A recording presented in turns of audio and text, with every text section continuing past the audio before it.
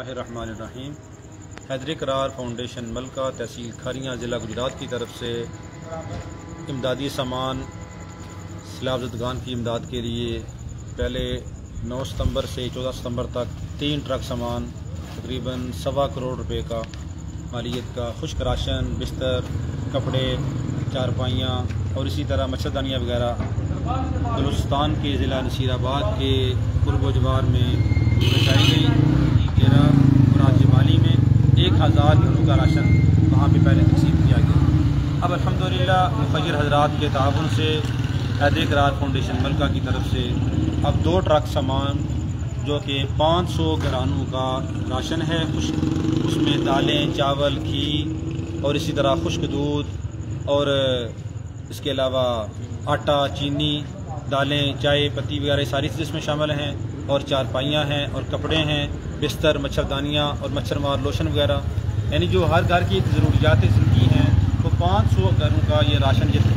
بنایا گیا ہے، جو اس آج لے کے انشاءاللہ العزیز حیدر قرار فاؤنڈیشن کے کارکن وہاں پہنچائیں گے۔ اور یہ اس وقت بلوچستان کے ضلع الیار، ڈیرہ الیار اور وہاں کے اس قرب و جوار کے علاقہ ہے صوبت پور، جو کہ بہت زیادہ متاثر ہے، جہاں پر ابھی تک